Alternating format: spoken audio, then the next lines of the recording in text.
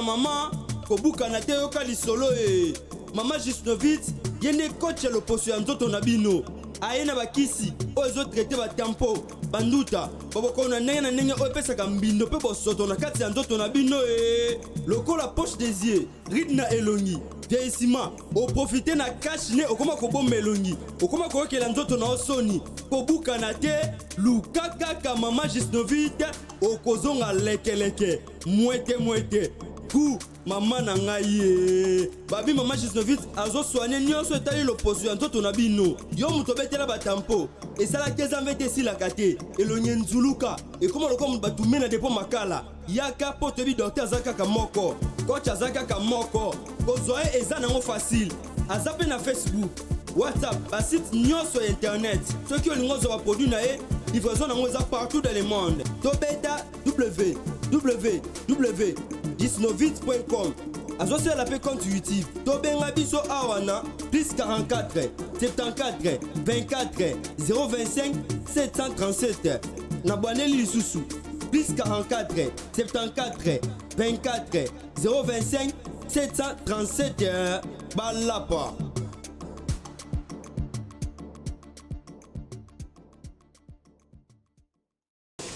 Voilà donc, amis téléspectateurs, je rappelle une fois de plus Grand Baobab, plateforme pour l'information, vous savez comment ça se passe.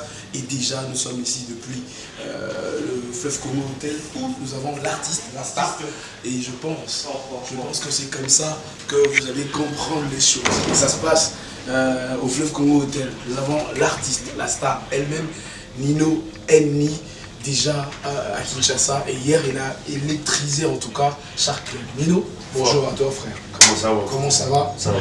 Ok, voilà donc nous sommes venus rapidement en tout cas te voir parce que hier c'était chaud. Et d'abord des impressions par rapport à la soirée d'hier. Mes impressions. Kinshasa, aïe, Kin Label. Ouais. C'était chaud, très chaud. Ouais. Et voilà, il y a eu beaucoup besoin de beaucoup d'organisation, mais on a réussi à gérer ça. Ouais.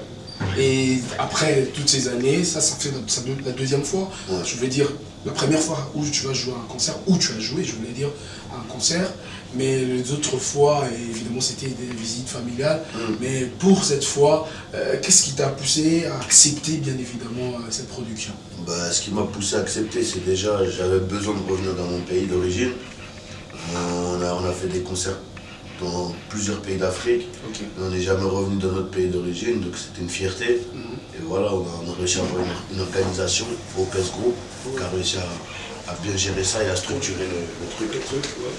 Mais après, maintenant que tu as joué à Kinshasa, précisément, je veux dire, au Congo et précisément à Kinshasa, est-ce que ça tenterait encore de revenir une fois de plus? Ça me tenterait. Après, il faut essayer de encore mieux s'organiser et de gérer la situation, de gérer toutes ces situations-là. Voilà, il y a beaucoup de monde, c'est un grand peuple. Voilà, essayer de gérer ces situations. Donc, tu disais tantôt que tu peux encore refaire si jamais il y a une autre production. Carrément. Après, ça peut être la même production. On va gérer ça et les situations seront mieux gérées parce qu'il y a beaucoup de population. C'est vrai qu'on est nombreux à Kinshasa. Donc voilà, il faut gérer ça. Ouais. Mais quelle impression tu as eu aussi du public? Parce que tu as communié avec le public, faut le dire. Le public, ouais, très chaud. Très chaud et il y a beaucoup de love. Les gens m'aiment beaucoup ici. Ouais. Donc ça m'a fait plaisir, c'est beaucoup d'émotions. Voilà, je disais tantôt, on va parler de ta carrière.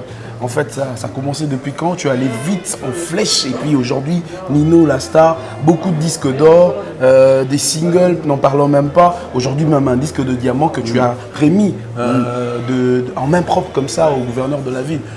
Tu nous en parles un tout petit peu de ta carrière. Ma carrière, elle a débuté quand j'étais petit, à 12 ans. J'ai commencé à écrire des textes. Et à mes 18 ans, j'ai commencé mon premier mixtape, premier album. Donc voilà, ça a été le début de l'aventure. Ouais. Oui, mais non, là, ça évolue très fort. Aujourd'hui, on en est à un niveau où on est content, très content de ce qui se passe, très fier. Un petit rappel, combien de disques d'or combien de disques d'or? Je crois qu'il y en a 94. 94 singles d'or. Et voilà, Le premier album qui a fait disque platine, le deuxième qui est à 380 000 et le Destin qui a fait diamant, donc 500 000. Ok, on te laisse alors prendre ton temps. C'était juste une dépêche, question de donner une certaine image à ton public. Allez, nickel.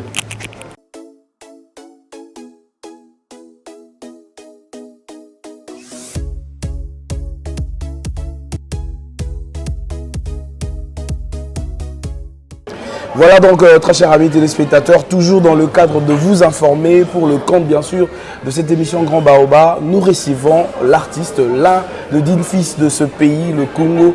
Je dis c'est un rappeur français d'origine congolaise bien évidemment, et il est là au Bled, il est venu pour une production, c'était hier je rappelle au Shark Club où l'artiste a électrisé bien sûr le Shark Club. Alors avec lui on va parler pendant un moment, question de vous informer de tout ce qu'il fait de son art. Alors, bonjour à toi, Nino. Comment ça va?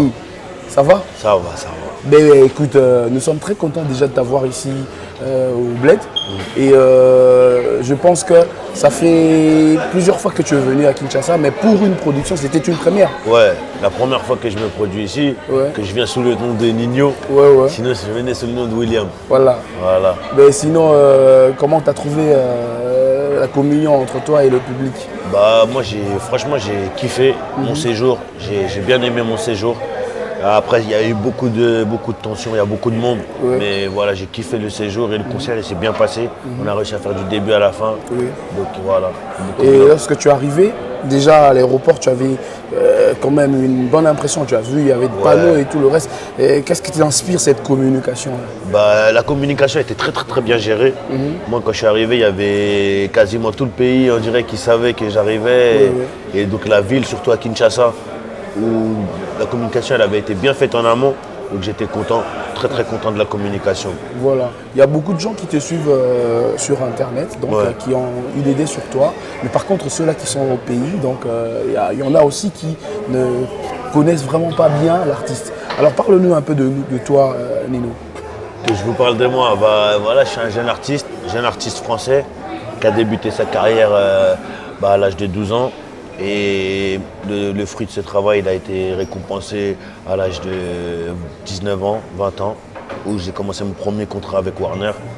Et voilà, j'ai réussi à évoluer et enchaîner les albums. Là, j'en suis à mon 4e, là. Je prépare le 4e album.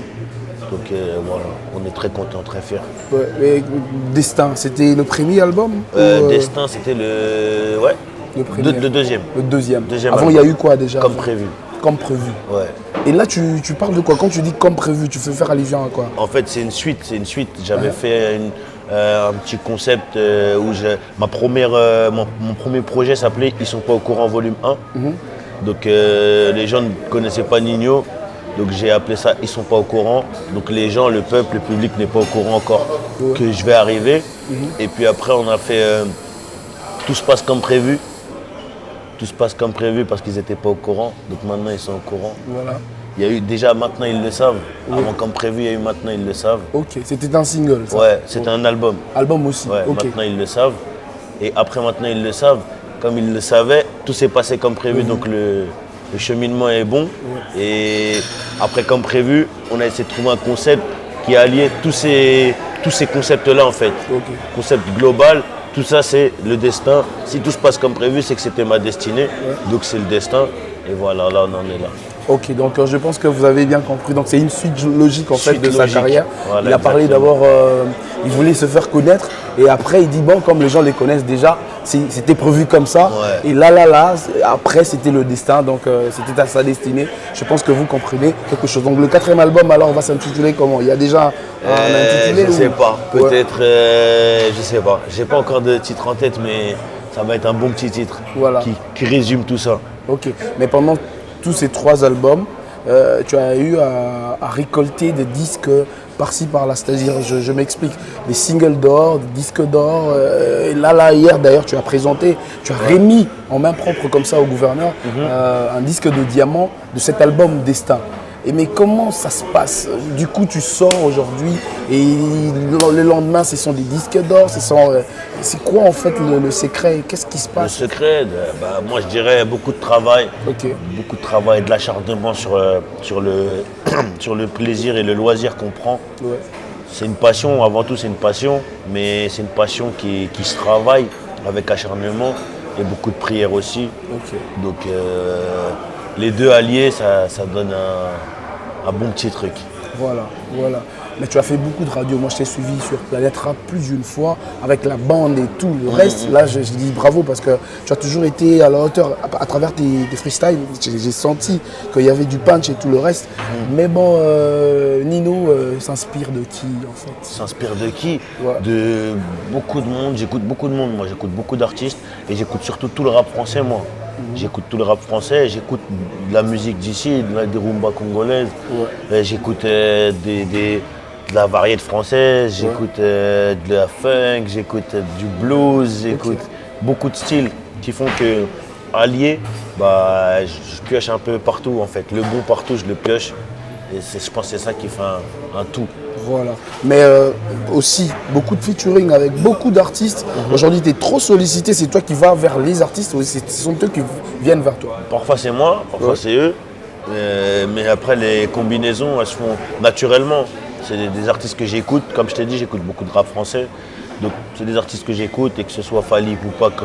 Tu as signé un titre avec lui aussi. C'est quoi, Kinshasa? C'est quoi? Ouais, à Kinshasa, dans Destin, on a fait un titre ensemble et on en a refait même d'ailleurs. Ouais. Mais par exemple, Kofi Olomide, quand on fait un titre ensemble, c'est vraiment la rumba congolaise que j'aime et c'est des artistes que j'aime, confirmés d'ici. Ouais. Donc voilà, on essaie de faire grandir et exporter notre musique. Ouais. Il y a quelqu'un qui m'a posé une question. Moi qui suis chroniqueur de musique, il me dit faudrait poser la même question à l'artiste lorsque tu le verras. Alors la question est celle-ci.